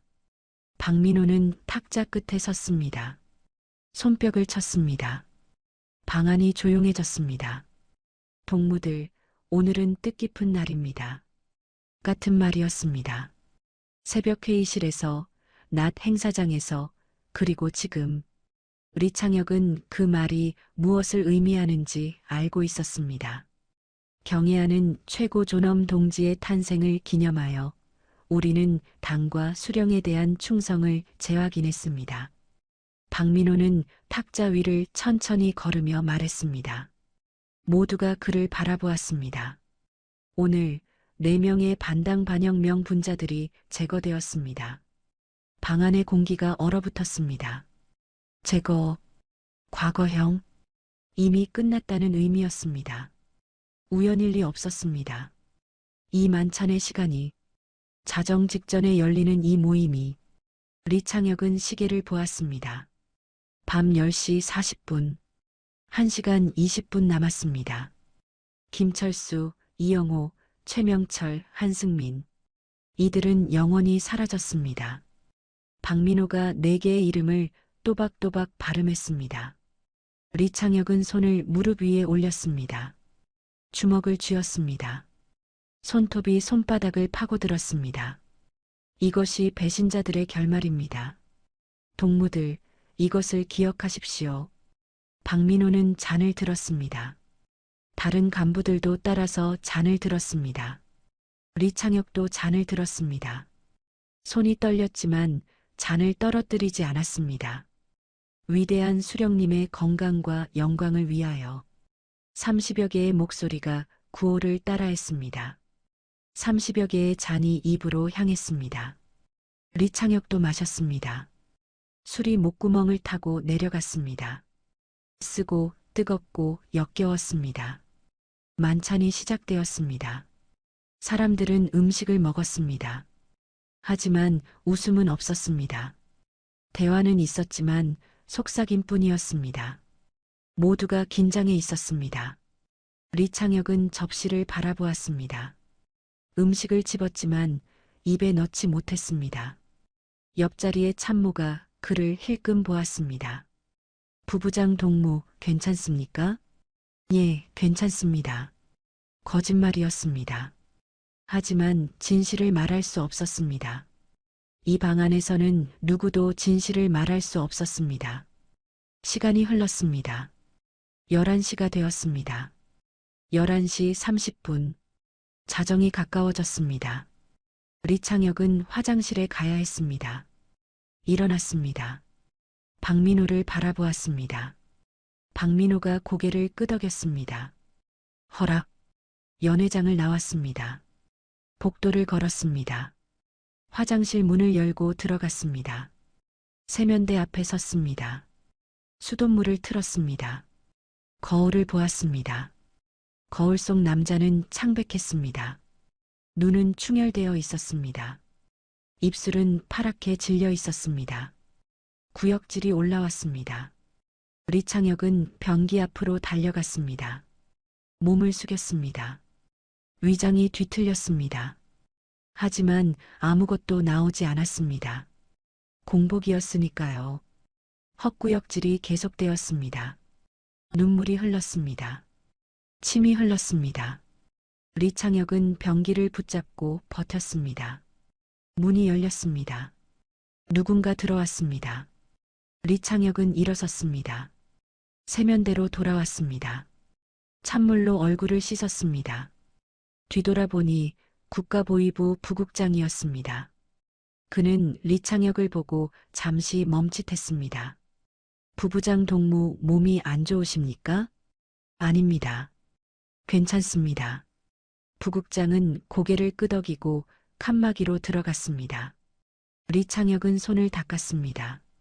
거울을 다시 보았습니다. 물기를 닦았습니다. 연회장으로 돌아갔습니다. 자리에 앉았습니다. 시계를 보았습니다. 11시 50분. 10분 남았습니다. 박민호가 다시 일어섰습니다. 손뼉을 쳤습니다. 방 안이 조용해졌습니다. 동무들, 곧 자정입니다. 새로운 날이 시작됩니다. 그는 창문을 바라보았습니다. 평양의 밤이 보였습니다. 어둠 속의 도시. 오늘 우리는 배웠습니다. 충성이 무엇인지, 배신의 대가가 무엇인지. 30여 명의 간부들이 숨을 죽이고 있었습니다. 아무도 움직이지 않았습니다. 그리고 우리는 선택했습니다. 살아남는 쪽을. 박민호가 리창혁을 바라보았습니다. 그의 눈빛이 날카로웠습니다. 부부장 동무, 오늘 수고 많으셨습니다. 당신의 충성은 기록되었습니다. 모든 시선이 리창혁에게 향했습니다. 30여 쌍의 눈. 리창혁은 고개를 숙였습니다. 그리고 그 순간 밖에서 종소리가 들렸습니다. 자정을 알리는 종소리. 둥, 둥, 둥. 12번의 종소리가 울렸습니다. 마지막 종소리가 사라졌을 때 박민호가 말했습니다. 이제 끝났습니다. 새로운 날이 시작되었습니다. 리창혁은 알았습니다. 지금 이 순간 지하 어딘가에서 4명의 생명이 사라졌다는 것을, 그리고 자신도 그들을 죽인 자들 중 한 명이라는 것을. 만찬이 끝났습니다. 사람들이 하나둘 자리에서 일어났습니다. 조용히 빠르게 빠져나갔습니다. 아무도 뒤를 돌아보지 않았습니다. 리창혁도 일어났습니다. 연회장을 나섰습니다. 복도를 걸었습니다. 현관으로 향했습니다. 박민호가 뒤에서 불렀습니다. 부부장 동무. 리창혁은 멈춰 섰습니다. 돌아보았습니다. 박민호가 다가왔습니다. 그의 손에는 서류가 들려 있었습니다. 내일 아침 회의가 있습니다. 이 서류를 준비하십시오. 다음 명단입니다. 다음 명단. 그 말이 귀에 박혔습니다. 리창혁은 서류를 받았습니다. 손이 떨렸습니다. 4명으로 끝이 아닙니다. 계속됩니다. 당신도 알고 있을 것입니다. 박민호는 미소를 지었습니다. 그리고 돌아섰습니다. 사라졌습니다. 리창혁은 서류를 내려다보았습니다. 열어보지 않았습니다. 하지만 알고 있었습니다. 그 안에 또 다른 이름들이 적혀 있다는 것을, 그리고 언젠가 자신의 이름도 그 명단에 오를 수 있다는 것을. 리창혁은 서류를 가방에 넣었습니다. 초대소를 나와 차에 올랐습니다. 시동을 걸었지만 출발하지 않았습니다. 핸들을 잡은 채 앞을 바라보았습니다. 주차장 불빛이 차창에 반사되어 흔들렸습니다. 가방 속 서류가 무겁게 느껴졌습니다. 실제로는 종이 몇 장에 불과했지만 마치 돌덩이처럼 무거웠습니다. 그 안에 또 누구의 이름이 적혀 있을까요? 누가 다음 생일의 제물이 될까요? 리창혁은 출발했습니다. 텅 빈 거리를 달렸습니다. 자정이 지난 평양은 죽은 도시처럼 고요했습니다. 가로등만이 일렬로 늘어서 빛을 내뿜고 있었습니다. 대동강 다리를 건넜습니다. 강물은 얼어붙어 있었습니다. 달빛이 얼음 위에 반사되어 차갑게 빛났습니다. 리창혁은 속도를 줄였습니다. 다리 난간을 바라보았습니다. 멈춰 섰습니다. 차에서 내렸습니다. 난간으로 걸어갔습니다. 아래를 내려다보았습니다. 얼어붙은 강, 검고 단단하고 움직이지 않는 강. 바람이 불었습니다. 차가운 겨울 바람이 얼굴을 때렸습니다. 리창혁은 눈을 감았습니다.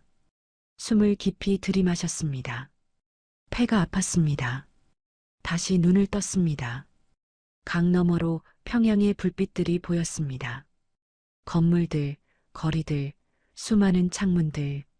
그 창문 뒤에 수많은 사람들이 살고 있었습니다.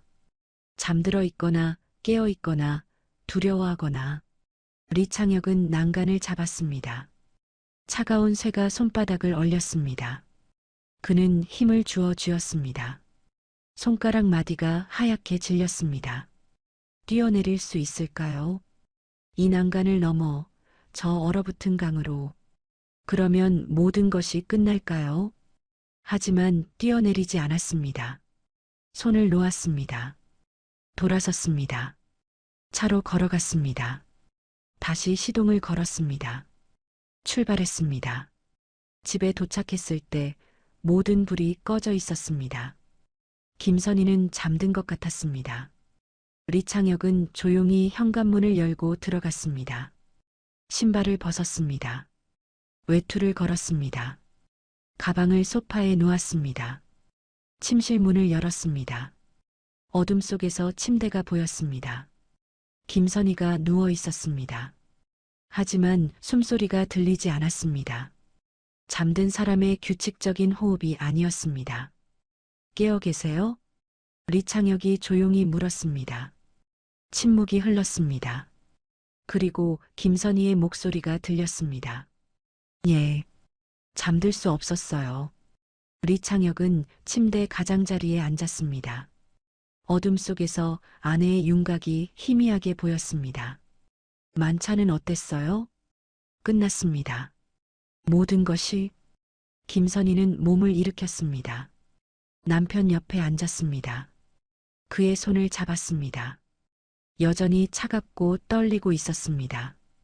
그 사람들은? 리창혁은 대답하지 않았습니다. 침묵이 답이었습니다. 김선희의 손이 떨렸습니다. 그녀는 숨을 들이마셨습니다. 떨리는 숨. 왜요? 왜 하필 생일날이었을까요? 그 질문이 어둠 속에 떠돌았습니다.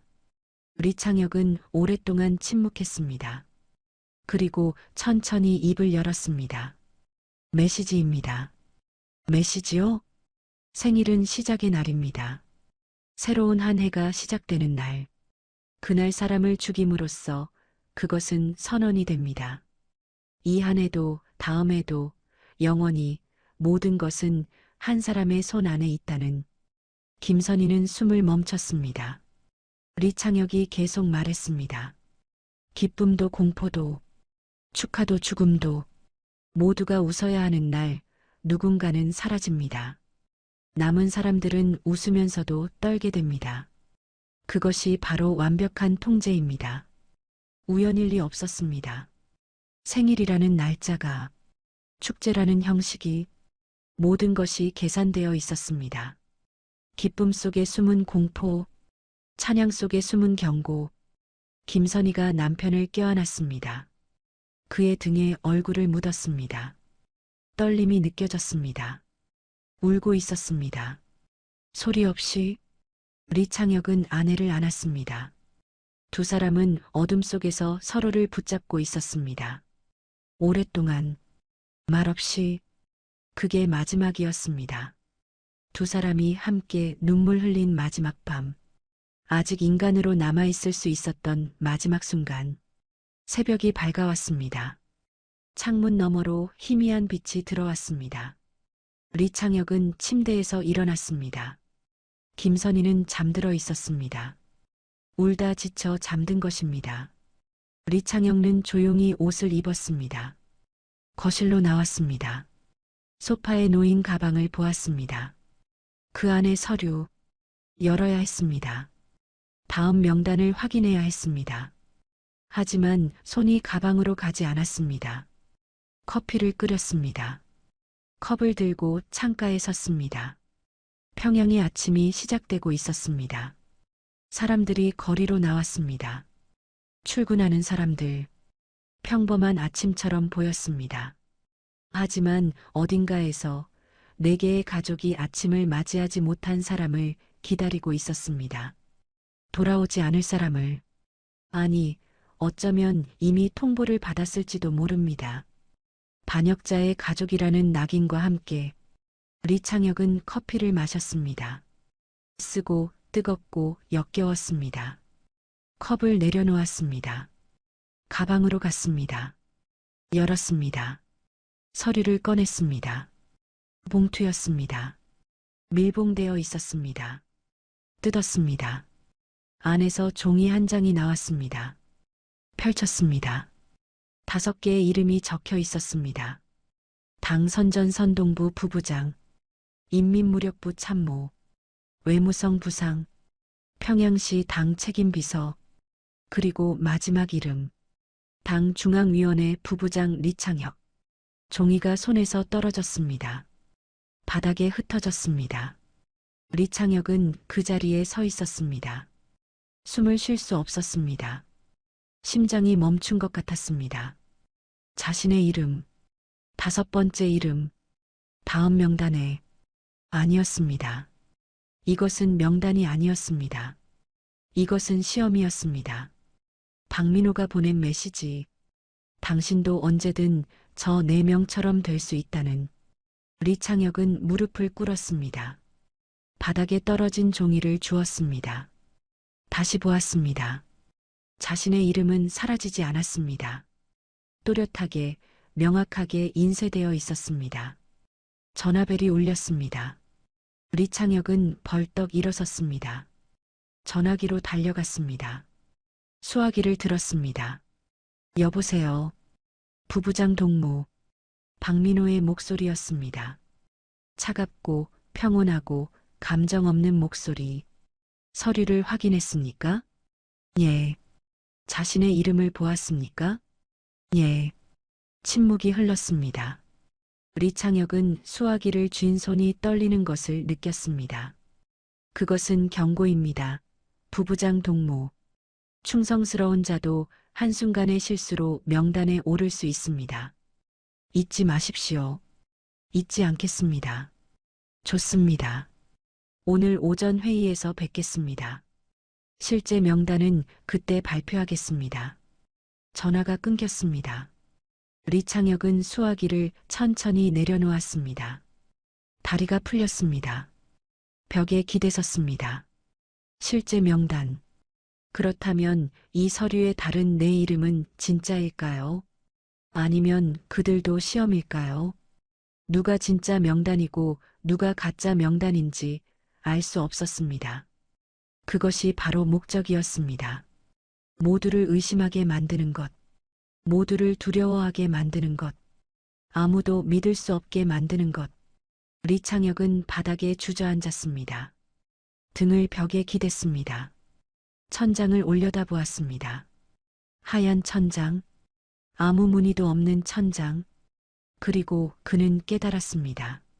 자신은 이미 죽은 것이나 다름없다는 것을, 육체는 살아있지만 영혼은 죽었다는 것을, 어제 지하방에서 서명한 순간 자신도 그들과 함께 죽은 것이라는 것을. 침실 문이 열렸습니다. 김선희가 나왔습니다. 남편이 바닥에 앉아 있는 것을 보았습니다.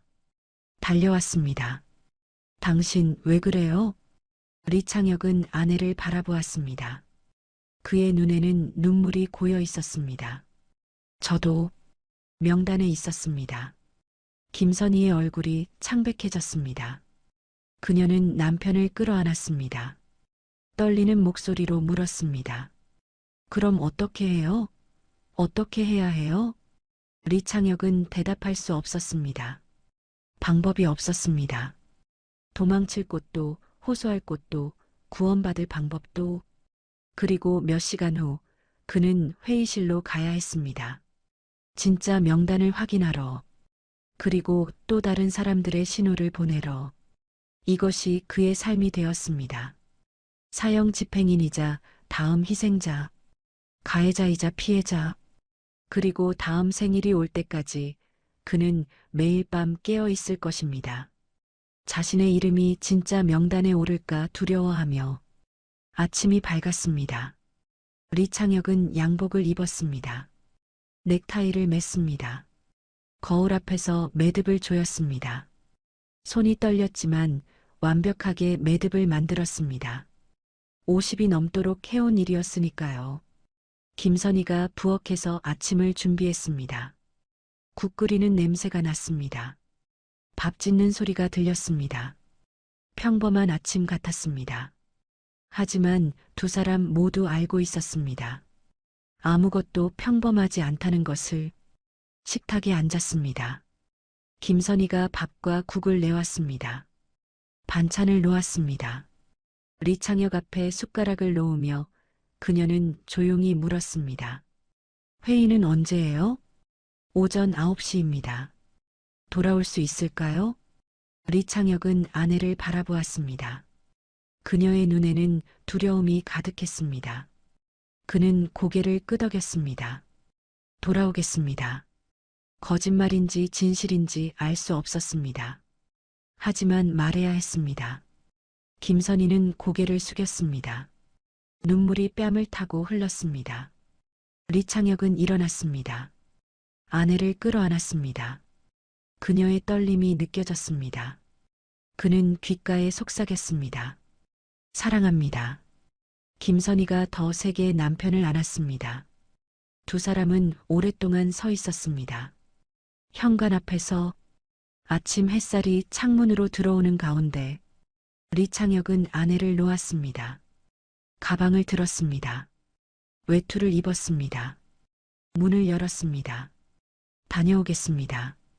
다녀오세요. 문이 닫혔습니다. 리창혁은 계단을 내려갔습니다. 차에 올랐습니다. 시동을 걸었습니다. 룸미러로 건물을 보았습니다. 김선희가 창문에서 내려다보고 있었습니다.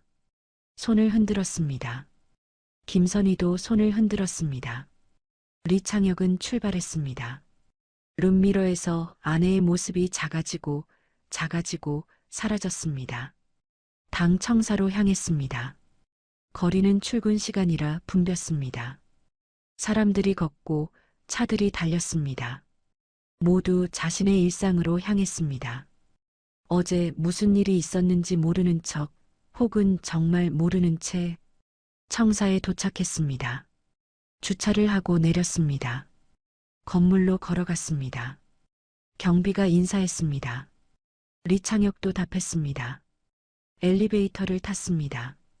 3층 조직지도부 구역. 문이 열렸습니다. 복도를 걸었습니다. 회의실 문이 보였습니다. 노크를 했습니다. 안에서 목소리가 들렸습니다. 들어오시오. 문을 열었습니다. 회의실 안에는 이미 10명의 간부가 앉아 있었습니다. 박민호가 탁자 끝에 서 있었습니다. 그는 리창혁을 보고 고개를 끄덕였습니다. 앉으십시오. 부부장 동무. 리창혁은 자리에 앉았습니다.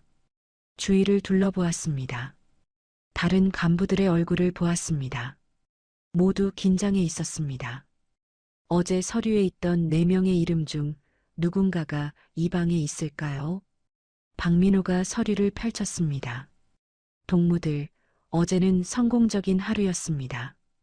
경애하는 최고 존엄 동지의 탄생일 행사는 완벽하게 진행되었고 반당분자들은 제거되었습니다.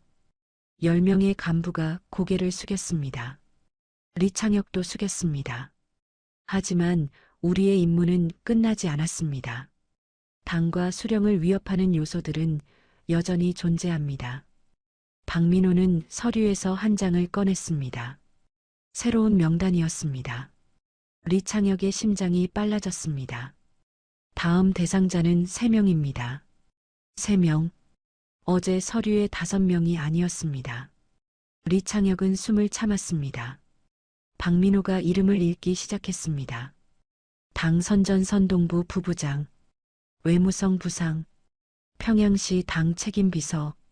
리창혁의 이름은 없었습니다. 그는 숨을 내쉬었습니다. 너무 크게 내쉬어서 옆 사람이 돌아보았습니다. 리창혁은 자세를 고쳤습니다. 이들의 동향을 감시하십시오. 다음 행사는 한 달 후입니다. 그때까지 철저히 준비하겠습니다. 다음 행사, 또 다른 축제, 또 다른 숙청. 리창혁은 탁자를 내려다보았습니다. 나무 무늬가 흐릿하게 보였습니다. 회의가 끝났습니다. 간부들이 하나씩 나갔습니다. 리창혁도 일어섰습니다. 문 쪽으로 향했습니다. 부부장 동무. 박민호가 불렀습니다. 리창혁은 멈춰섰습니다. 돌아보았습니다. 박민호가 다가왔습니다. 어제 서류를 보았습니까? 예. 자신의 이름을 보았을 때 어떤 기분이었습니까? 리창혁은 침묵했습니다. 대답할 수 없었습니다. 박민호는 미소를 지었습니다. 두려웠겠지요.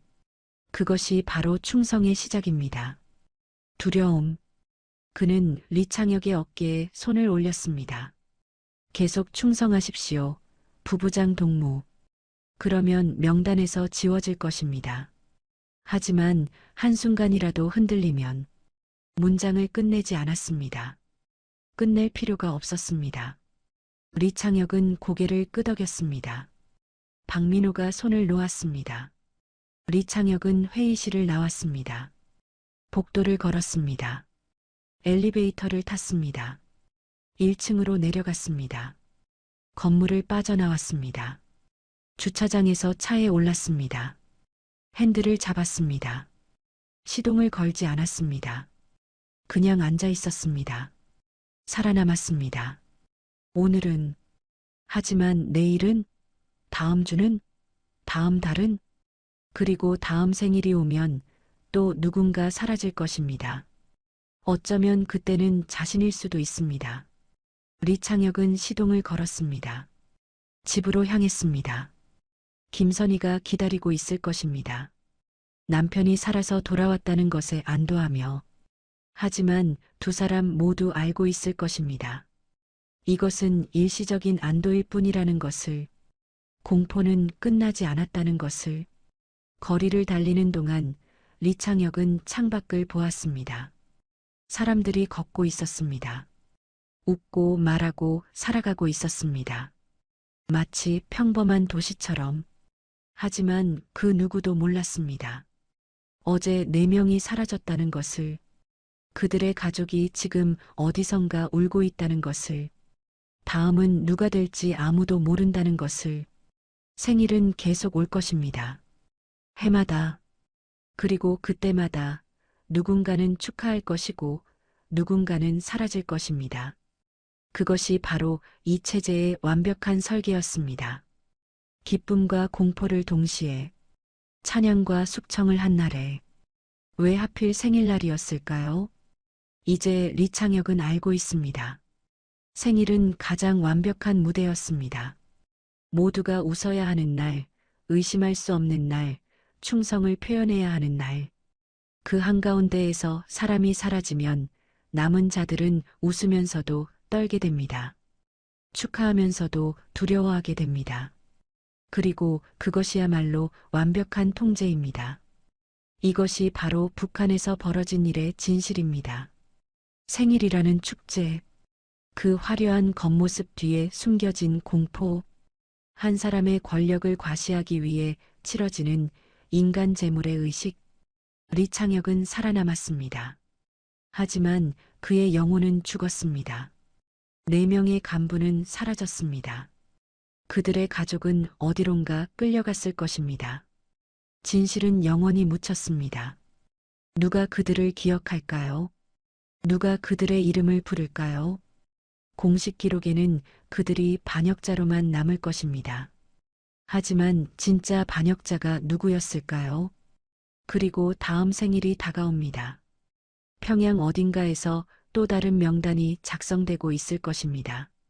또 다른 리창혁이 손목시계를 볼 준비를 하고 있을 것입니다. 이 이야기는 끝나지 않았습니다. 지금 이 순간에도 계속되고 있습니다. 북한 김정은 생일 직후 벌어진 숙청.